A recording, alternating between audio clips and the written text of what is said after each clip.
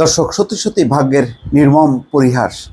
15 বছর ধরে দাপটের সঙ্গে শাসন চালিয়েছে, শোষণ চালিয়েছে যেই আওয়ামী লীগ, তাদের নেতারা এখন দিক বিদিক ছোটাছুটি করছে, পালিয়ে যাচ্ছে।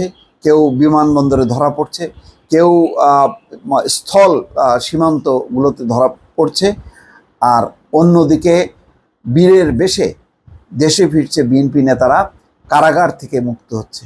আমির খসরু মাহমুদ চৌধুরী সহ বিএনপির 2000-এর বেশি নেতাকর্মী ছাড়া পেয়েছেন আজই। অন্যদিকে সালাউদ্দিন আহমেদ দেশে ফিরছেন, এই খবর।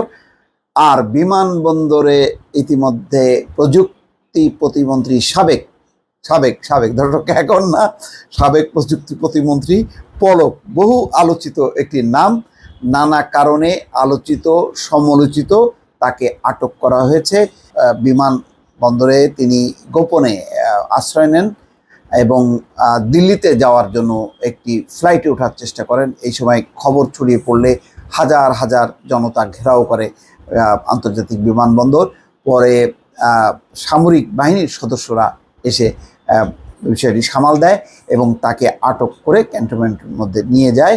এবং একই সঙ্গে ওই বিমানবন্দরের ছাত্রলীগের 2 নেতা, ঢাকা বিশ্ববিদ্যালয়ের ছাত্রলীগের নেতা সৈকত, যারা ঢাকা বিশ্ববিদ্যালয়ে হেলমেট পরে অস্ত্র শস্ত্র নিয়ে প্রথম শুরু করে হামলা, শান্তিপূর্ণভাবে অবস্থান নিয়ে বৈষম্য বিরোধী ছাত্র আন্দোলনের নেতাকর্মীদের উপর, এই সৈকত আর মহানগর উত্তরের সভাপতি রিয়াজ বিমানবন্দরে আটক।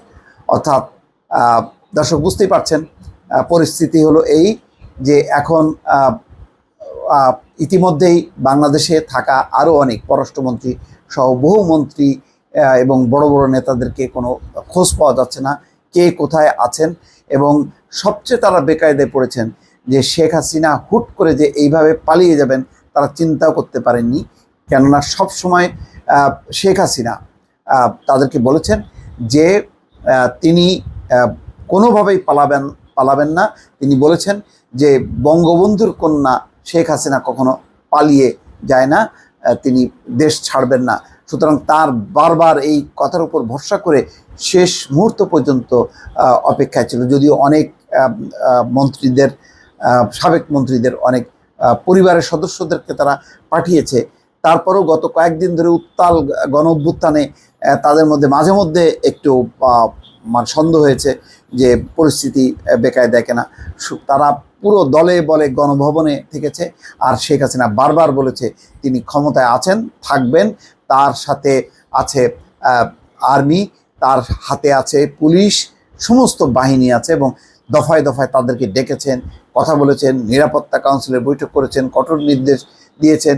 কিন্তু গত 2-3 দিনই পরিষ্কার হচ্ছিল যে পুলিশ আস্তে আস্তে সরে যাচ্ছে, কেননা এই বিপুল মানুষের চাপ তারা সহ্য করতে পারছিল না এবং তাদের মধ্যেও হতাহতের সংখ্যা বাড়ছিল।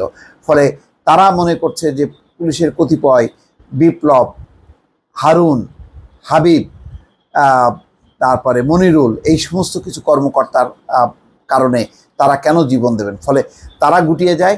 আর সামরিক বাহিনীর সদস্যরা বলেছেন, সেনাবাহিনী, তারা বলেছেন তারা কোনোভাবেই জনতার উপর গুলি করবে না। ফলে পুরো যখন কি লং মার্চ ঢাকার দিকে আসে, পুরো কলাপস করে এবং ভোরের দিকে পুলিশ কিছু প্রতিরোধ করার চেষ্টা করে, সেই প্রতিরোধ ভেঙে পড়ে। ফলে এর পরেই শেখ হাসিনা হঠাৎ করে চুপিসারে দেশ ত্যাগ করে, এরপরে বেকায়দায় পড়ে। কেননা ততক্ষণে পর্যন্ত অনেক মন্ত্রী তারা প্রস্তুত হতে পারেনি পালানোর জন্য।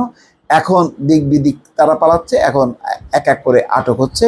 ইতিমধ্যে বেশ কয়েকজনের নাম এসছে, দর্শক এখনও যেহেতু কনফার্ম করেনি কোনো কর্তৃপক্ষ, সুতরাং সেটি বলা যাচ্ছে না। তবে পলকের বিষয়টা নিশ্চিত হয়েছে এবং আরও ছাত্রলীগ, স্বেচ্ছাসেবক লীগ, যুবলীগের কিছু নেতা তারা আটক হচ্ছেন এবং বিমানবন্দর সহ স্থলবন্দরগুলোতে সতর্ক করা হয়েছে কেউ যাতে পালাতে না পারে। বিজিবিকে সতর্ক করা হয়েছে, আর এয়ারপোর্টে দায়িত্বরত যারা আছেন বিভিন্ন সংস্থার, তাদেরকেও রাখা হয়েছে, সতর্ক রাখা হয়েছে। অন্যদিকে দেশে ফিরে আসছেন দীর্ঘদিন ভারতে অবস্থান করা, ভারতে আটক থাকা, প্রথমে আটক অবস্থায় ছিলেন, পরে মুক্তি পাওয়ার পরেও শুধুমাত্র বৈধ কাগজের অভাবে তিনি ফিরতে পারছিলেন না, সেই সালাউদ্দিন আহমেদ তিনি ফিরছেন। আর অন্যদিকে ইতিমধ্যে আমির খসরু মাহমুদ চৌধুরী সহ বিএনপির সমস্ত নেতা কর্মী যারা আটক ছিলেন, ভিতরে রুহুল কবির রিজভী, তারা মুক্তি পেয়েছেন। এই হচ্ছে বাস্তবতা। দর্শক, একটা সফল গণঅভ্যুত্থানের পর পুরো দৃশ্যপট পাল্টে গেছে। এখন আশ্রয়ের জন্য দৌড়দৌড়ি করছে আওয়ামী লীগের সেই গণবিরোধী নেতা এবং মন্ত্রীরা, আর বীরের বেশে ফিরছেন বিএনপি সহ বিরোধী দলের নেতারা, কেউ বিদেশ থেকে, কেউ কারাগার থেকে। দর্শক, ভালো থাকবেন। আল্লাহ হাফেজ।